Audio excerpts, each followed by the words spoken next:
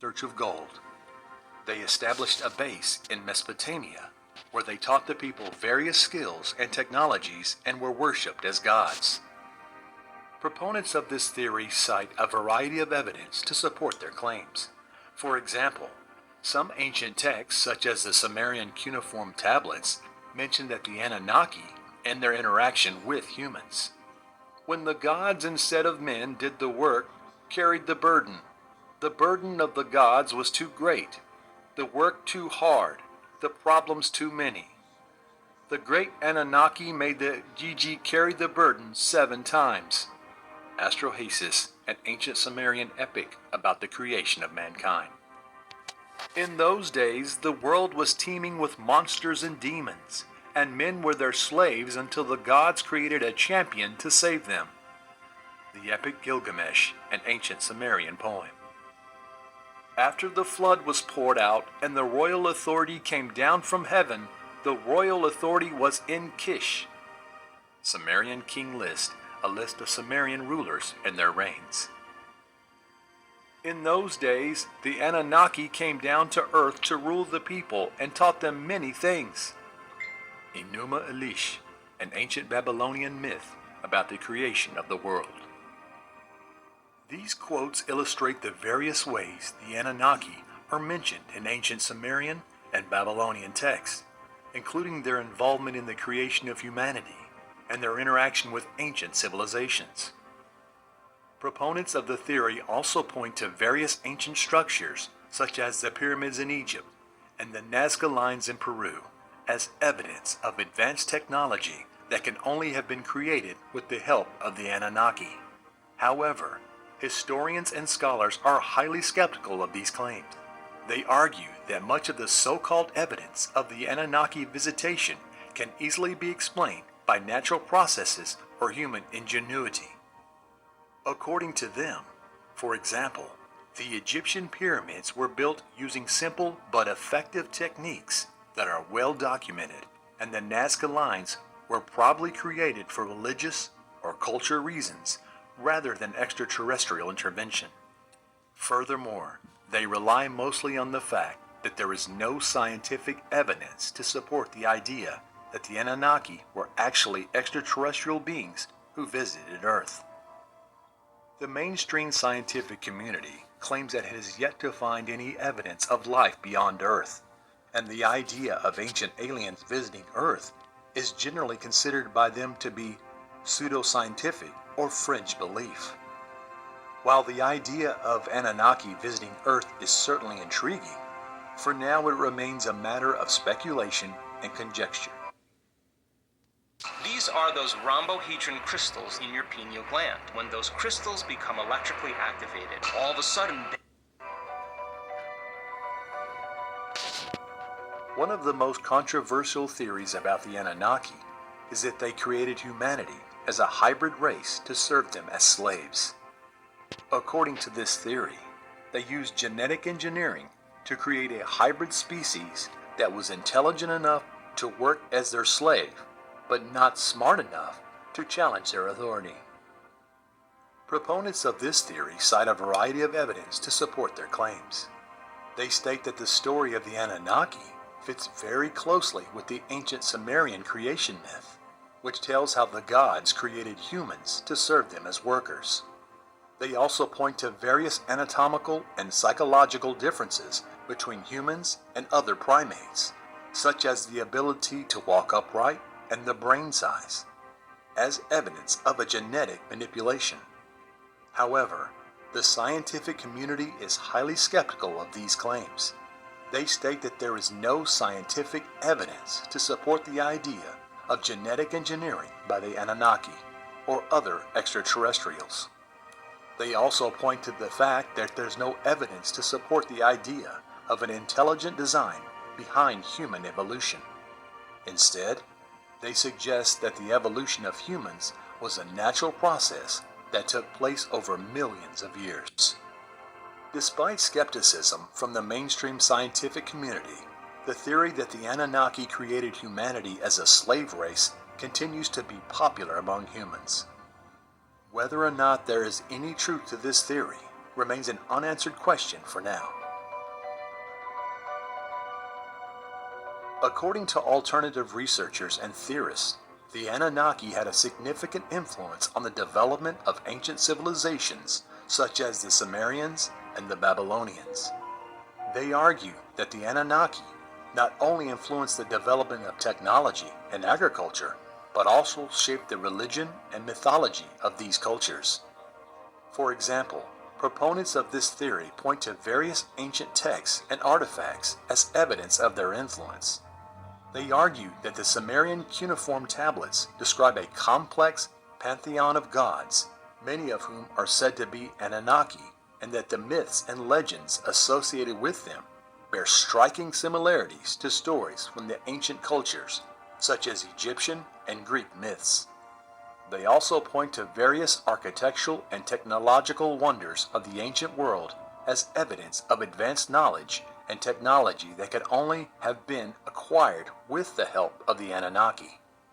Skeptics, however, respond that the similarities between the myths and legends of different cultures can be explained by culture diffusion, and that the architectural and technological achievements of the ancient world were the result of human ingenuity rather than extraterrestrial intervention.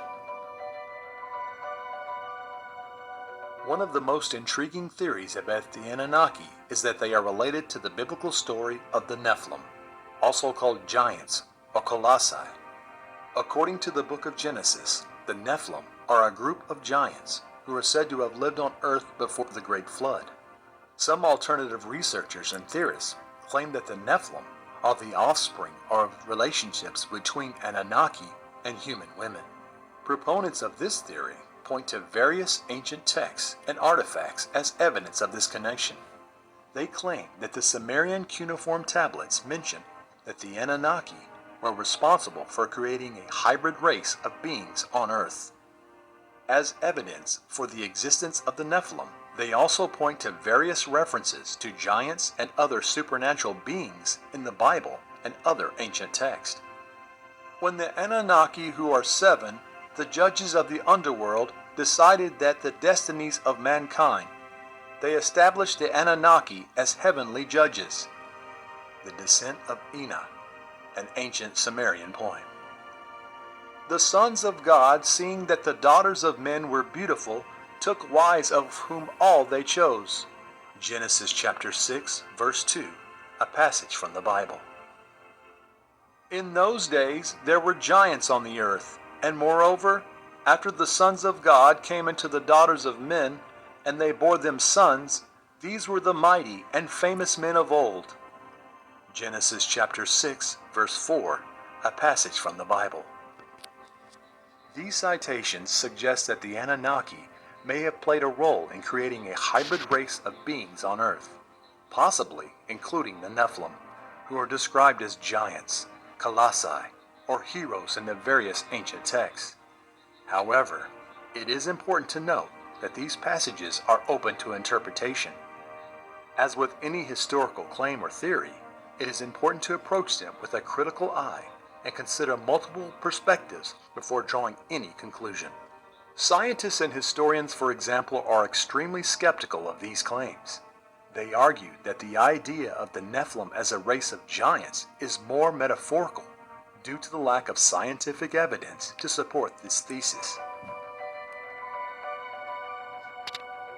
Despite ongoing debate over the existence and influence of the Anunnaki in antiquity, their myth has had a significant impact on modern popular culture. In recent years, the Anunnaki have been featured in several films, books, and video games, often as powerful and mysterious beings with advanced knowledge and technology. One of the most notable examples of Anunnaki's inspiration is the sci-fi film Avatar by director James Cameron.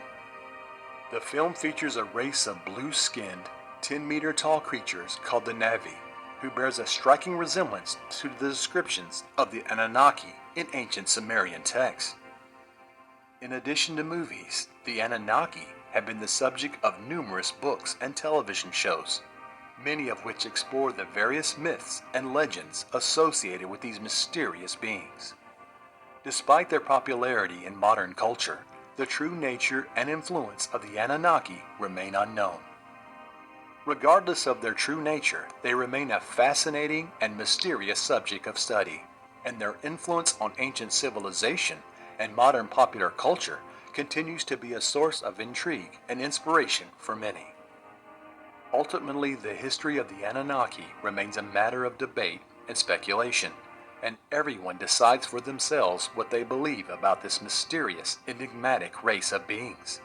Whether real or imagined, they are a fascinating and thought-provoking part of human history and culture and will continue to inspire curiosity and wonder for generations to come. If you like this video, give it a thumbs up and share it with your friends.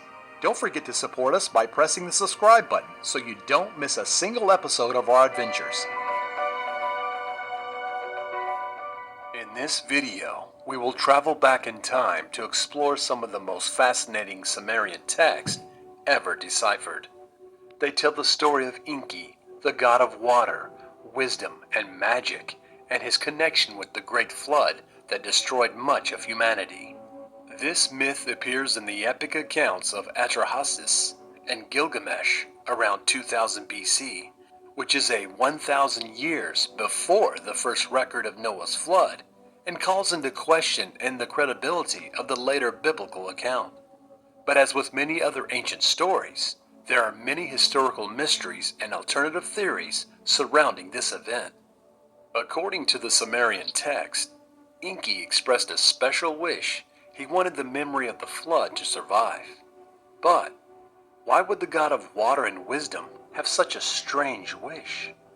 As the story progresses, we see that Anunnakis chose to stay on Earth after the flood, while others left for their home planet of Nibiru. What has caused this division among them? Was there no disagreement about the flood? The leaders took oaths of silence. What were they trying to keep a secret? What were they afraid to reveal? We also read about the rescue of Marduk, who was given a new body and sent to live in peace on another planet. Is this just a myth? Or did the ancient Sumerians possess knowledge we are yet to discover? As we examine the ancient texts and the mysterious events described in them, we ask ourselves, was there more to the story of Enki and the flood than what we still don't know? Were the ancient Sumerians initiated into knowledge that we have not yet discovered? Join AARP for $12 for your first year when you select automatic renewal, and your second membership is free.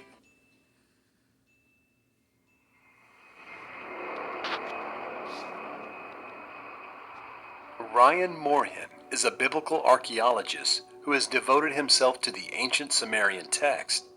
His work sheds new light on some of the most fascinating mysteries of human history. He pieces together clues from these ancient writings and discovers theories that challenge commonly held beliefs about the past. Moorhen has carefully examined ancient artifacts and deciphered ancient texts to uncover the secrets of this lost civilization. His conclusions have been met with skepticism as they challenge many long-held fundamental beliefs about the origins of human civilization. But Ryan remains steadfast, pursuing the truth with passion and dedication. Let's delve into his research and the deciphered account of Enki and the flood recorded over 4,000 years ago. Enki's desire for the memory of the flood to survive. The Sumerian god Enki shared a strange wish. He wanted a catastrophic flood to destroy all living things on Earth and its memory to live on afterwards. Enki's request was met with surprise and confusion by the other gods, but Enlil, his brother and leader of the Anunnaki gods, did not give his approval. When all eyes were on Ninmah, the goddess of creation, she announced that her life's work was on Earth and she would not forsake the human beings she had created. Her words angered Enlil, who was outraged by the abomination of the earthlings and declared that they should be allowed to perish for their sins. Enki, as well as Ninmah, saw in human beings a wonderful creation, the result of their efforts.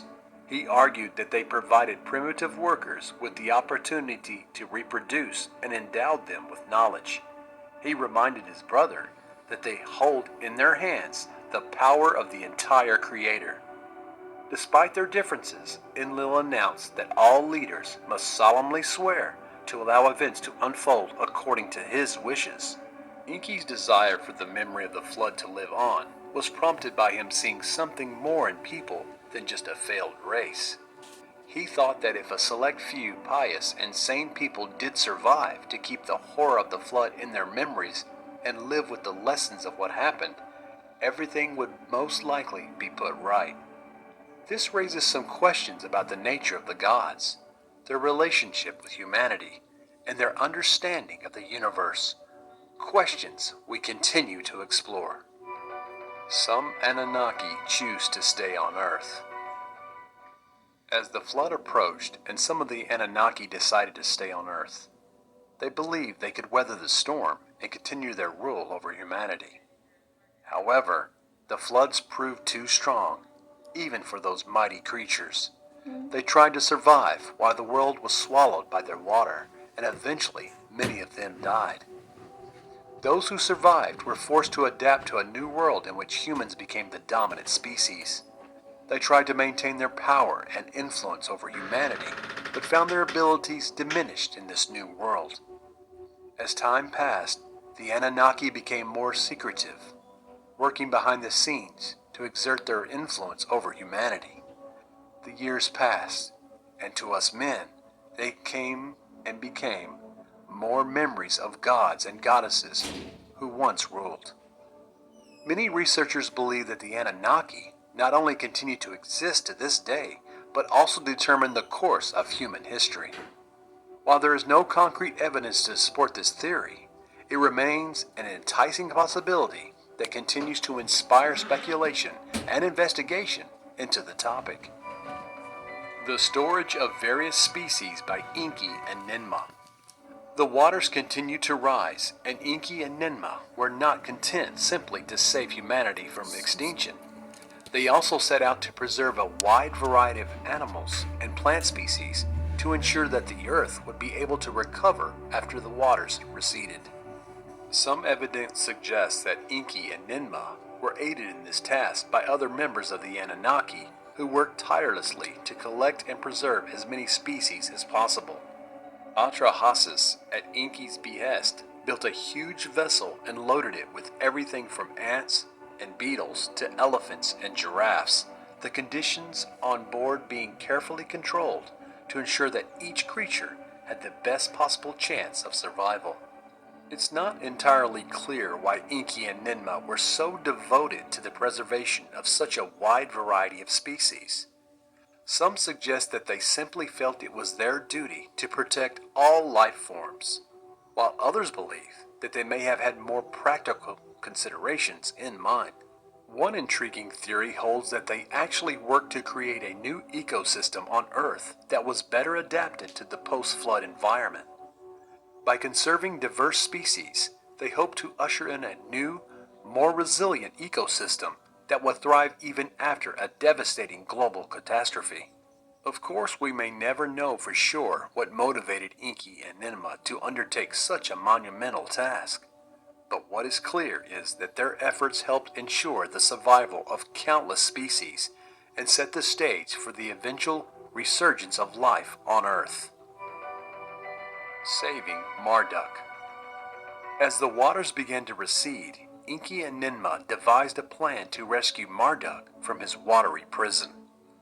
Marduk was imprisoned in the underworld for defying the council of the Anunnaki and helping to save humanity. Enki knew that he had to act fast if he wanted to save him. He sent his son Napu in the underworld to retrieve Marduk. He managed to find him and bring him to the surface, but Marduk was badly wounded and half alive. Enki and Ninmah used their knowledge of genetics to create a new body for Marduk, using DNA from his old body and DNA from other beings.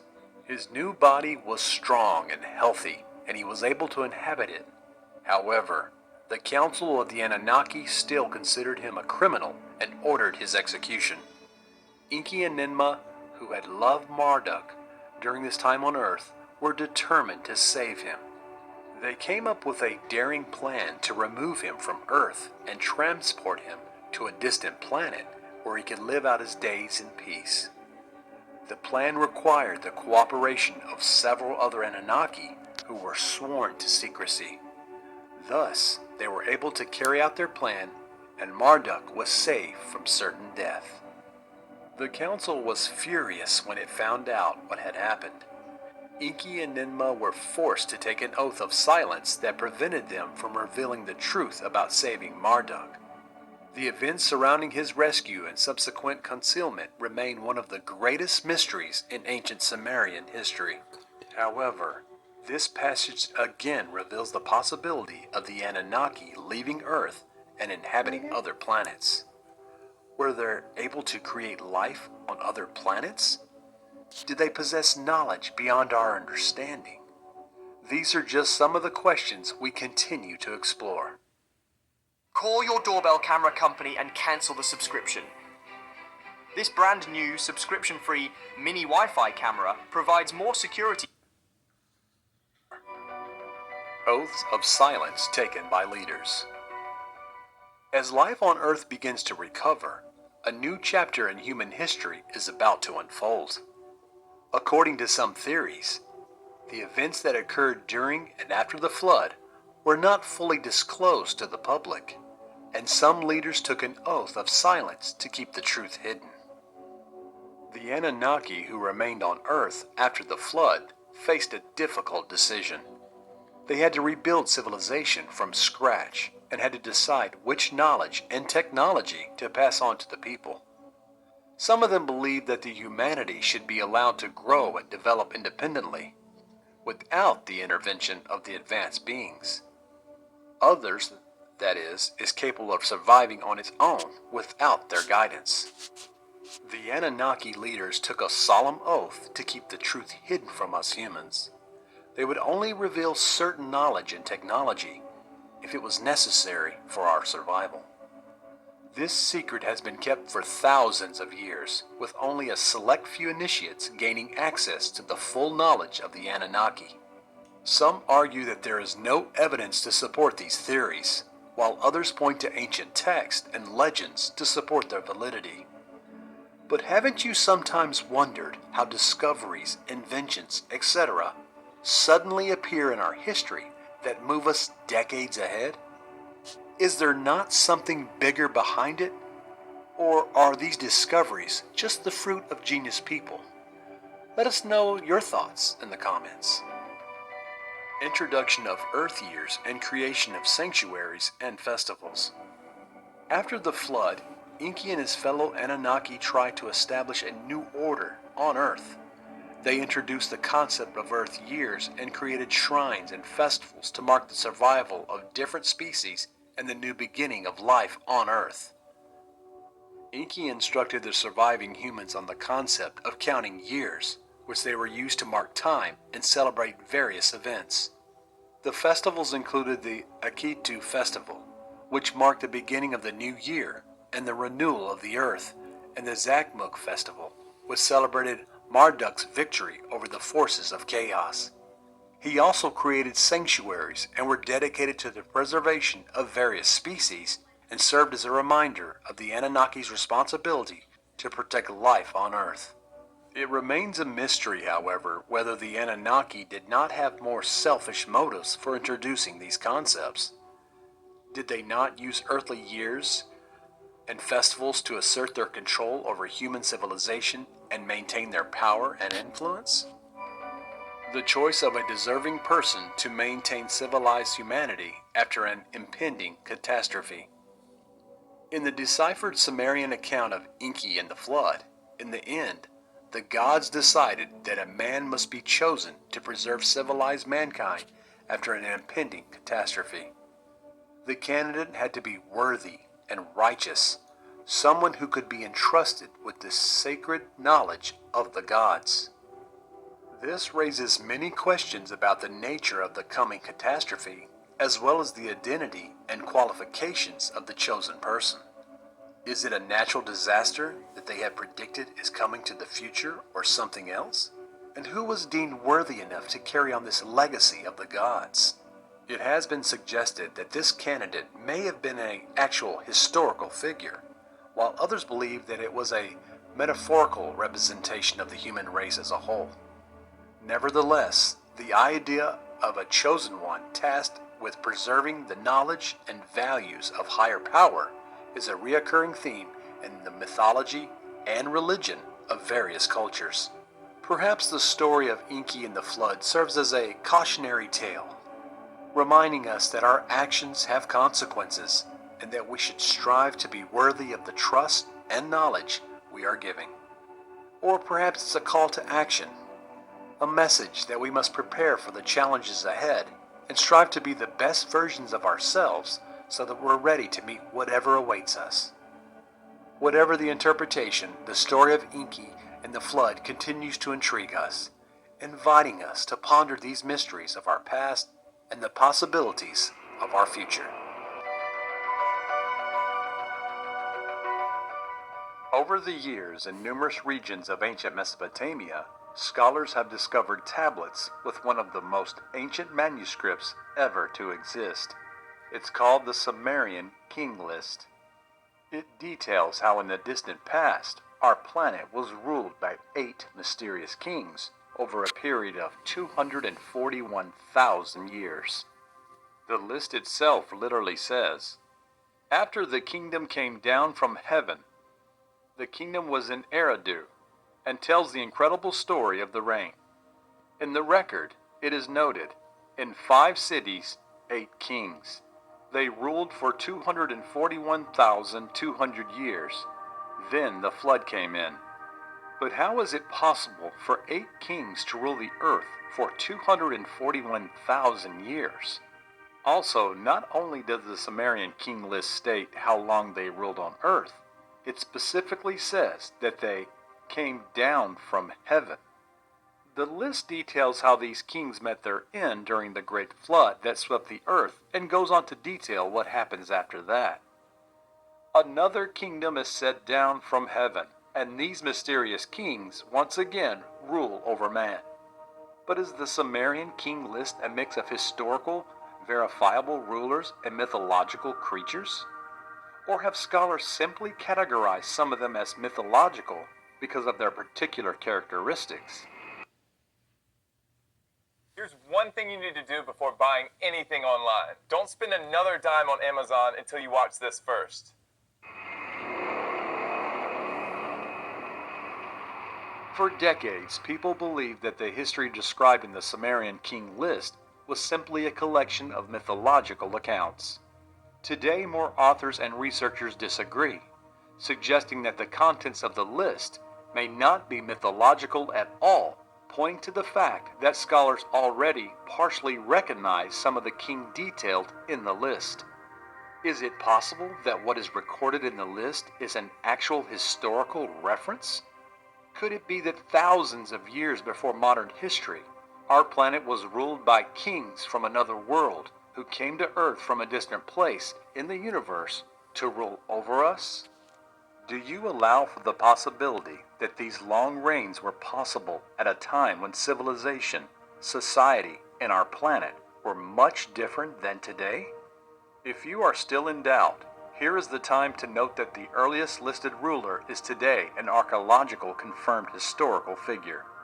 This is Enmebersi from Kish. He is penultimate king of the first dynasty of Kish and is recorded as having reigned for 900 years. Died around 2700 BC. If you like what we do, support us by subscribing to the channel. The Sumerian king list, also known as the Chronicle of the Soul Monarchy, is an ancient literal composition written in Sumerian, probably created to legitimize the claims to power of various city-states and kingdoms in southern Mesopotamia during the late 3rd and early 2nd millennial BC.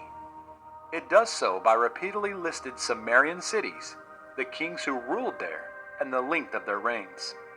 In the early part of the list, these reigns often span thousands of years. The oldest known version is dated to the year 3rd period, around 2112 to 2004 BC, but was probably composed based on much older Akkadian source material. In its best known and best preserved version, the list begins with a series of antediluvian kings who ruled before the flood covered the earth, after which the kingdom was restored to Kish. It ends with the Yixan dynasty of the early 2nd millennial BC, which is well known from other contemporary sources. It should also be noted that what is commonly referred to as the Sumerian king list is not a single text. Rather, it is a literary composition of various versions that existed over time. All the sources found are in the form of clay tablets or cylinders and are written in Sumerian. 16 different tablets or fragments containing parts of the text are known. Most of them were found in various places in Mesopotamia. Most are found in Nippur. There is only one manuscript that contains an almost intact version of the composition. This is the Weld-Blundell prism, which includes the antediluvian part of the composition and ends with the Isin dynasty. What does the Sumerian king list contain? Lines 1 through 39. Before the flood. This section begins with the line, "After the kingdom came down from heaven, the kingdom was in Eridu." 2 kings of Eridu are mentioned before the city fell, and royalty was taken at Bad Tibera. This pattern of cities gaining a kingdom and then falling or being defeated, only to be succeeded by the next, is present throughout the text. Remarkably, this is almost always described in exactly the same words. This section mentions 8 kings who ruled over 5 cities. The length of each reign is also indicated, and they vary between 43,200 and 28,800 years for a total of 241,200 years. The section ends with the line, "Then the flood came." Among the kings mentioned in this section is the ancient Mesopotamian god Dumyazid, lines 40 through 265, the first dynasty of Kish to Lugal-Zagesi. After the flood came and the kingdom came down from heaven again, the kingdom was in Kish. After this well-known line, the section continues with a list of 23 kings of Kish who ruled for shorter periods, between 1500 and 300 years, for a total of 24,510 years. Apart from the length of their reigns and whether they were sons of the predecessors, no other details are mentioned about them. The exceptions are Atana, who ascended to heaven and consolidated all foreign countries, and Enmabagarsi, who made the land of the Elamites. Enmabagarsi is also the first king in the Sumerian king list, whose name is attested in contemporary records. His successor, Aga of Kish, the last king mentioned before Kish fell and the kingdom was taken by Eanna, also appears in the poem Gilgamesh and Aga. The next lines up to Sargon of Akkad show a constant succession of cities and kings, usually without much detail beyond the length of individual reigns. Each entry is structured the same way. The city where the kingdom is located is recorded, followed by the kings and how long they reigned, followed by a brief summary and a final line indicating where the kingdom was next. An apt example of this is found in lines 134 to 147. At Masanepata becomes king. He ruled for 80 years. Meskeanun, the son of Meskenapata, became king. He ruled for 36 years. Alulu ruled for 25 years. Balulu ruled for 36 years. 4 kings ruled for 171 years. Then was defeated, and the kingdom was taken from Avan. Individual reigns range in length from 1,200 years for Lugalbanda of Uruk to 6 years for another Uruk king and several Akshak kings. The number of years in office decreases as we go down the list. The earlier part of this section mentions several kings who are also known for other literal sources. These are Dumzid, the fisherman, and Gilgamesh, although virtually no kings from the earlier part of this section appear in records dating from the actual period in which they are supposed to have lived. Lines 211 through 223 describe a dynasty from Mari, which was the city outside of Sumer itself, but played an important role in the history of Mesopotamia during the late 3rd and early 2nd millennial BCE. The subsequent 3rd dynasty of Kish consisted of a single ruler, Kug-Ba, the woman tavern keeper, who is believed to be the only queen, including the Sumerian king list. The last two of the dynasties of this section, the 4th of Kish and the 3rd of Uruk, provide a link to the next section.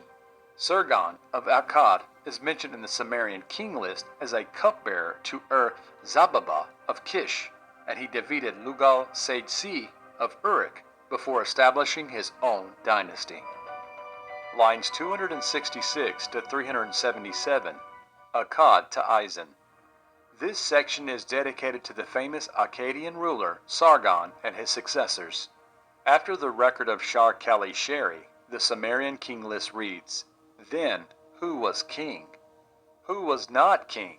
suggesting a period of chaos and uncertain times during which the Akkadian Empire came to an end. 4 kings are mentioned as ruling for a total of only 3 years. One of the Akkadian kings mentioned after Shar-Kali-Shar, only the names of Dudu and Shuturul are attested in records dating from the Akkadian period. The Akkadian dynasty was succeeded by the 4th dynasty of Uruk, 2 kings of which Ur-Nigan and his son Ur-Gagir appear in other contemporary records. The kingship was then taken to the land of army of Gutium, who were said to have had no kings at first and to have ruled only for several years. After the brief episode, 21 Gutian kings are listed before the fall of Gutium, and the kingdom was taken to Uruk. One only ruler is named during the reign period, Utu-Hikal, before he moved to Ur. The so-called 3rd dynasty of Ur consisted of 5 kings who ruled between 9 and 46 years. No other details are given. The list notes that once the rule of Ur was removed, the very foundation of summer was torn apart. The kings of Yishan are the last dynasty to be listed. It consisted of 14 kings who ruled between 3 and 33 years. As with the Ur 3rd dynasty, no details are given about the reigns of individual kings. Lines 378 through 431 are summary. This summary mentions the number of kings and their accumulated years of reign for each city, as well as the number of times that city received a kingship. What worries scholars most today is the inability to explain the reigns of any of the most ancient rulers with anything that fits our common accepted norms. Although a large part of these kings are also heroes of the ancient Sumerian and Babylonian legends and epics, they remain denied by our science as being mythological. Many researchers are trying to find an explanation for these long reigns, such as the hypothesis that these figures were a kind of hyperbole expressing their power, triumph, or importance of the people for which they relate to. For example, in ancient Egypt, the phrase, "he died at the age of 110, referred to those who lived full lives and gave an important contribution to society. According to historians, people use such terms as a reward to their rulers for their unlimited power and the importance of what they did for the state. Another hypothesis claims that the system of counting time before and after the flood changed, and therefore the reigns became shorter and shorter. The last reigns described in the list, however, are generally accepted as historically real, having been proven by existing archaeological finds. History knows many hypotheses related to antiquity, which were denied by scientists as impossible, but over time, indisputable artifacts have refuted them. Only time will tell whether this case is the same. If the topic is interesting to you, and you want to learn more about the ancient Sumerians, Akkadians, their mythology, and other ancient civilizations, you'll find many more similar videos related to them in our channel.